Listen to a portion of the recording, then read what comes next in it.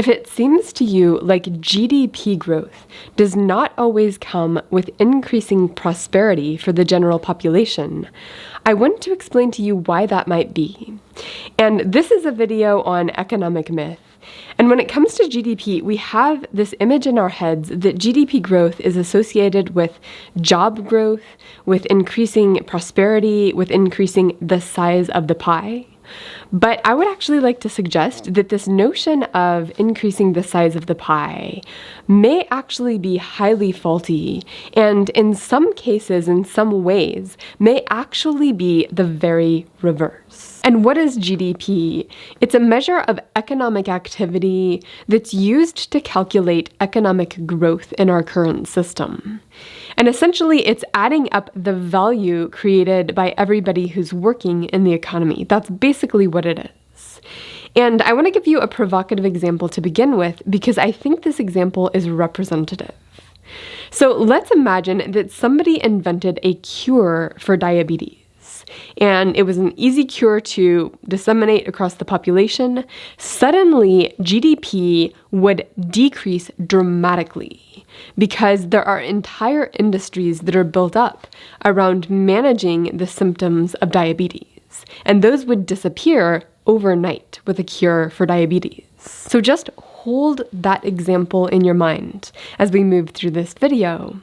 And I'm going to conceptualize the system as a dragon, where that dragon is a bunch of game theory forces that are enmeshed and that work together and that move with drive. It moves as if the dragon has a desire that it's pursuing, and that desire is something like growth in GDP as we know it. And I'm going to give two critiques of GDP in this video that are different from the critiques that show up in an Economics 101 textbook. So first of all, GDP. And I want to explain this as it is explained in Econ 101 courses. And this is a video on economic myth. So I want to say one thing about my approach to economic myth. And that is, I hope you are outraged by the end of the video and you want this dragon to die just as much as I do. But I think a wrong approach to that is to say, therefore we totally throw out everything that is in the tool set of economic myth.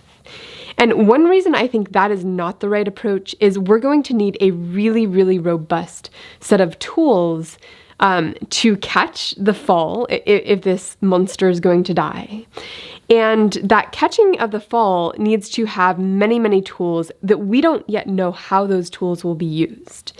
And the concepts here, I think, need to be preserved, but also set aside. So this is just my approach to economic myth. With that in mind, GDP is trying to capture the total aggregate value created by everybody operating in the economy. That's its goal.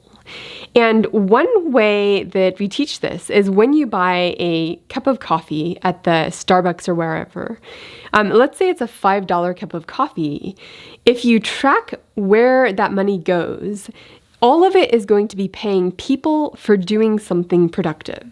So $1 might go to the farmer, and $1 to the shipper, and $1 to the roaster, and $1 to the seller. And the fifth dollar is going to go to the different people who own the capital along the way. So they own the land where the farmer farms, they own the machine that made the coffee, they own the building where the Starbucks is located.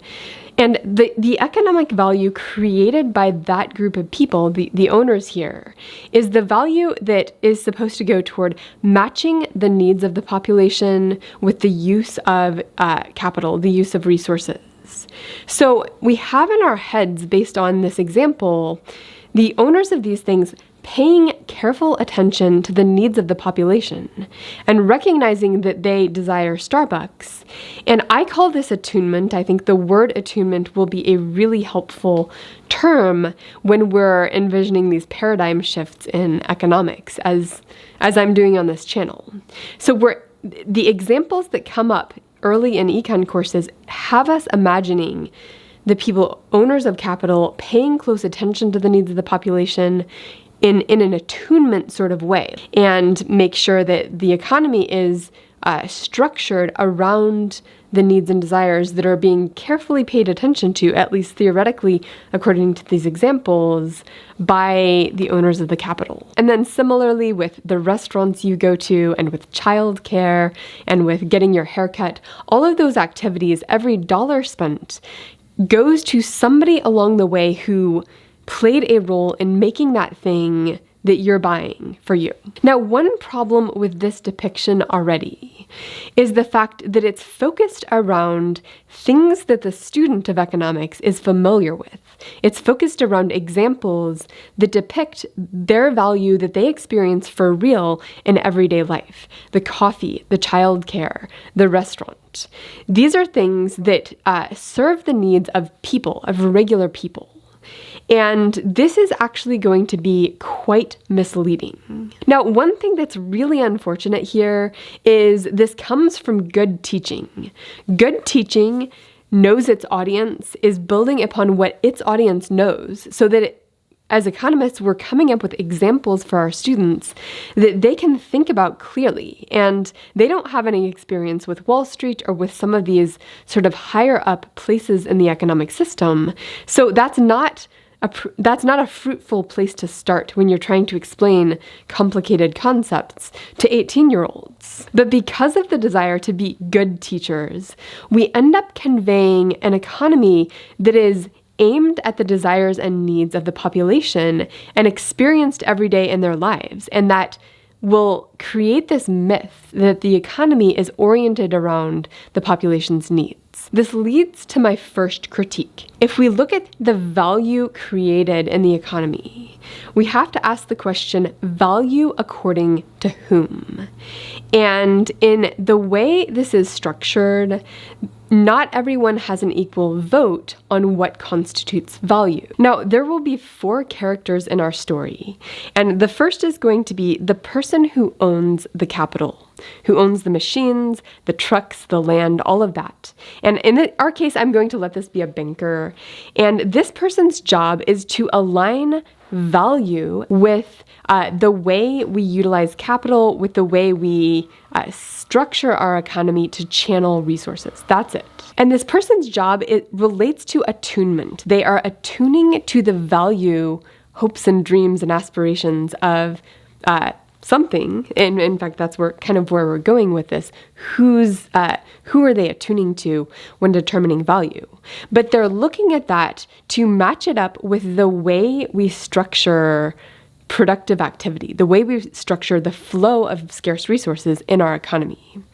And this person really needs a crystal ball on their desk because they are predicting the future. They're predicting what people will value in the future, and they're doing that by paying attention now.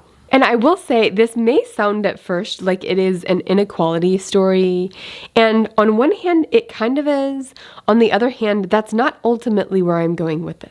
So our second character is a representative person in the bottom 50%. And what things do they value, given that we're figuring out whose value drives the economy? Well, this person values food and shelter and healthcare, and they have social values they might give to their church. Their social values might include investing in their family, sending their kid to soccer camp. They have kind of just social goals that everyday people care about. They may live out their social goals through their buying habits if they're buying green products. Our next character is going to be rich people. It's people in the top 1%, the top 10%. And what they care about, it's going to be lifestyle factors like yachts and parties and fancy houses. It's going to be fancy wines. They may send their kids to private school.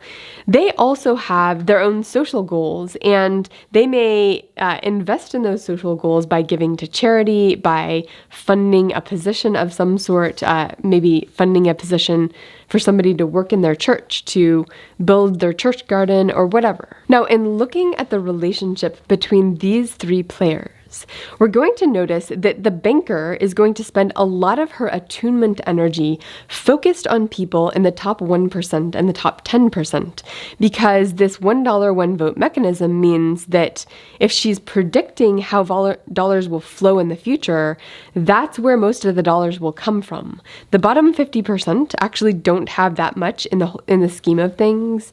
So maybe occasionally, maybe half an hour a week or an hour a week, she'll kind of entertain things that the bottom 50% care a lot about, but the top 1% doesn't. Now, at this point, I want to acknowledge that there are going to be different perspectives on the right level of inequality in an economy. Zero inequality, there's problems with that. Too much inequality, there's problems with that. And everybody may have a different place on this inequality spectrum that they're comfortable going. My complaint here is that this conversation around inequality has such greased grooves that the conversation tends to get derailed and to move in that direction rather than moving on to points that most people could agree upon. So the rich versus poor depiction here, I think it matters a lot. I think this inequality problem is profound, but it's not the end of the story. Now let's bring in our fourth character, which is the decision makers inside of large-scale institutions. This is corporations, this is government bureaucracies, not-for-profits in some cases, and this is the person who has the power to determine resources in those institutions. And we might begin by thinking about a company that's a restaurant chain, and that company is deciding on chairs and tables for restaurants across the country. So if we compare sort of investment in furniture stuff between a furniture company that's designing furniture for regular people's homes versus a furniture company designing furniture for the whole restaurant chain, there's just a lot more money and attention and energy going into the one person who's deciding on furniture for every restaurant in the country. But once again, in an effort to be a good teacher, I've done this thing. I've made this example with furniture that is oriented toward people. People like furniture, people like restaurants. Both of these cases are serving the needs and the desires of the population. And my point in this section of the video really is that the orientation is not as much toward the people, even the richest 1%, as it is toward people with institutional roles. So another way of thinking about this is that the financiers are gardeners, and they decide which parts of the garden get watered, which parts of the garden wither up and dry away. And if we look at the many different places that they could channel the water and the fertilizer, I mean, this includes furniture, it includes schools, it includes healthcare, it includes technologies for surveillance and control, it includes weapons. And even within these categories, like within healthcare, for example, there are things that the everyday person cares a lot about, like a doctor visit where the doctor listens to you carefully and understands the full context of your life, the full context of all of the possible causes from your life of what you're experiencing. And there's also investment in technologies, like fancy technologies, new plastic devices that'll be necessary as inserts. And in healthcare, the Center for Medicare and Medicaid Services in the US, that's where most of these decisions about where resources flow get made. Those are the people who determine reimbursement rates. So if you have a doctor who cares about their patients and wants to spend more time with their patients, they're still not going to get reimbursed much. They're not going to be able to pay off their enormous debt from their medical school if they do a lot of that. To get paid well, they're going to need to shorten the visits and use more of the technologies, because the people sitting in those decision-making roles in the CMS that determine reimbursement rates, they determine high reimbursement rates that go toward the technology companies that are sort of in their social circle. And that's the direction that the healthcare system evolves. And the orientation, the banker's orientation toward the types of decisions that will be made in the Center for Medicaid and Medicare Services, that attunement is way, way more important than the attunement of what does this doctor think about these implants based on the doctor's personal experience. That's really only going to matter if that doctor, if their opinion somehow works its way up to the CMS to be manifest through the financial mechanisms in the system. And what I'm claiming this means is that the astute banker is going to be really attuned to the desires, the needs, the interests, the interpersonal political battles of people who are in these decision-making roles for large-scale institutions. They need to be highly attuned to that. And it's less important even that they be attuned to the rich people than the people in these institutions. Now, the way economic mythology works, there's a perception in people's heads that the corporations themselves are highly attuned to the needs and desires of the population, and that the government bureaucracies are highly attuned to the needs and values of the population.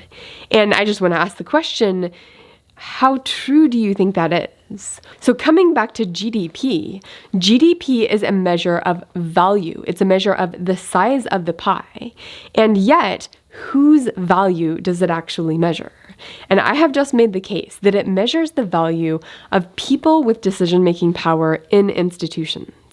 And growth in the size of the pie means growth in value that those people care about, not growth in value that people in the bottom 50% care about. Let me move on to my second critique here.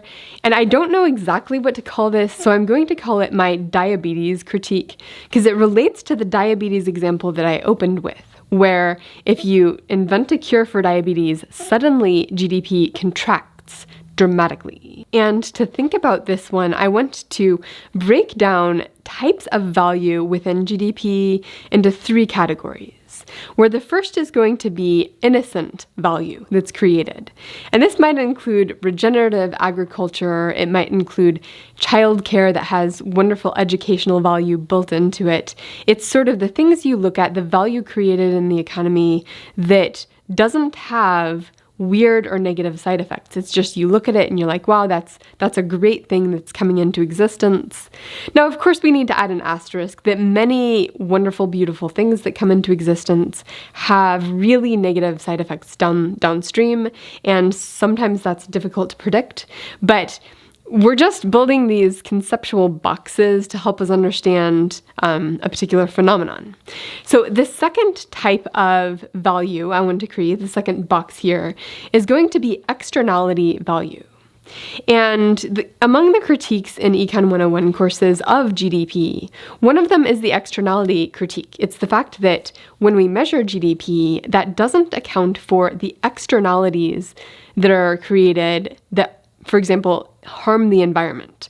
Like if you have an industry that's creating all of these plastic things and that's emitting plastics into the environment and that's hurting fish at the bottom of the ocean and destroying ecosystems, the destruction of ecosystems is in no way accounted for in GDP. The only thing that is of value is the creation of the plastic widgets. So my second type of value in the economy is real value that where it's valuable somewhere, but it doesn't account for externalities. And this does appear in Econ 101 textbooks. The third box of value that I'm going to define here, I'm going to call it destructive growth value. So the example here would be if you have a farming industry with a pesticide, where that pesticide actually increases rates of diabetes.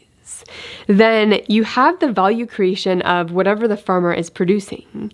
You have the externality of the increasing rates of diabetes. But then you have this third step that the increasing rates of diabetes actually feed GDP growth by expanding other parts of the economy. The healthcare sector would expand based on the negative externality of this food industry that's using the pesticides. That's it. And types of economic value in this destructive category oftentimes create pain and destruction that needs to be addressed or fixed in a way that where the fixing itself is going to feed growth in GDP as we know it. That's this third category.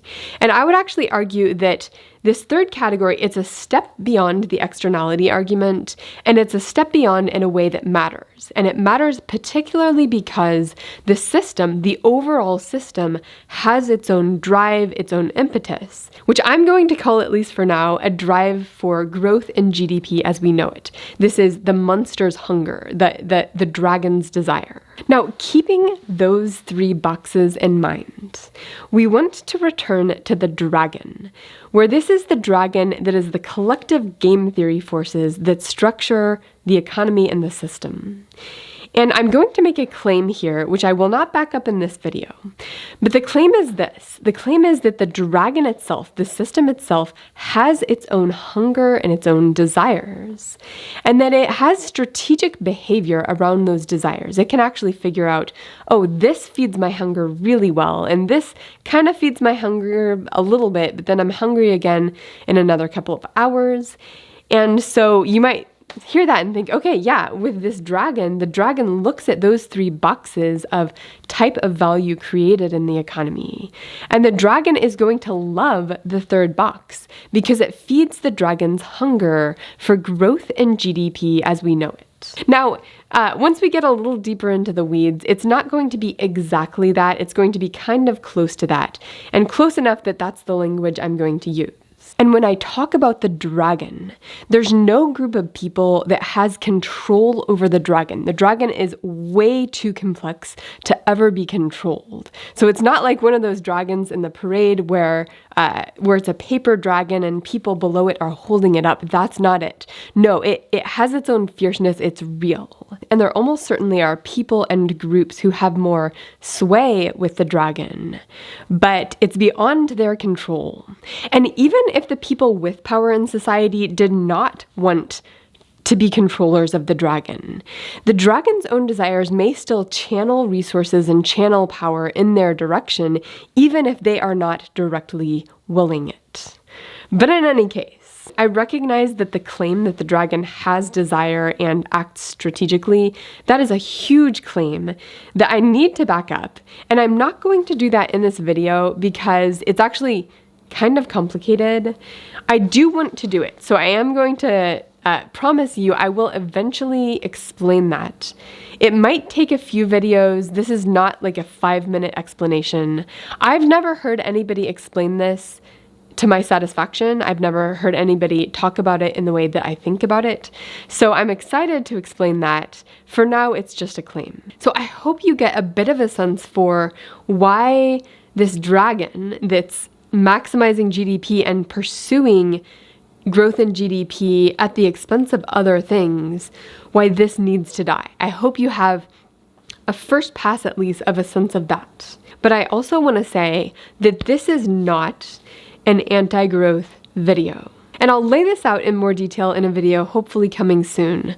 But basically, some people who recognize the problems that I've described in this video will be anti-growth, and they'll use phrases like nothing grows forever. And the problem with that is that it's wrong. As a matter of fact, it's wrong in a way that is poignant because forests grow forever. And the analogy I think that we need if we want to find our way to a healthier system is the analogy of a forest. And I think in particular a forest that has bounds around it. So you might imagine a forest surrounded by rock quarries on 4 sides, where there are absolute bounds. And of course, the bounds that are needed in a system, we need bounds on destruction of the planet, we need bounds on destruction of communities, or bounds on exploitation of communities. We need bounds on certain things. But within those bounds, there can be growth, like the forest grows within those bounds. So portraying bounds and growth as being polar opposites, I think is not helpful. I think it's holding the conversation back. We need ways of understanding that those two things both exist together and that the bounds themselves channel the style of growth. So what is the thing that could grow forever? It's not GDP as we know it. It's not even remotely close to GDP as we know it. And I won't answer that here, but I just wanted to lay out a little bit of how I'm thinking about the reframing the paradigm shift in thought about economic growth. That's the end of this video. Someone in the comments suggested that I add 20 seconds at the end of my videos because YouTube has stuff pop up on the screen, and I totally get that. And so I am going to interpret that as an invitation to ramble a little bit at the ends of my videos. I'll put something on the screen so you know you can click away, it's just a ramble, but this could be a way that I can connect with you in a way that's not just continuing the video. Thank you for your comments, by the way. The comments do sometimes channel the direction that I invest time and energy thinking, or that I go next in a video, especially when they're done respectfully and especially when they're coming from a healthy place. So I do appreciate what you say.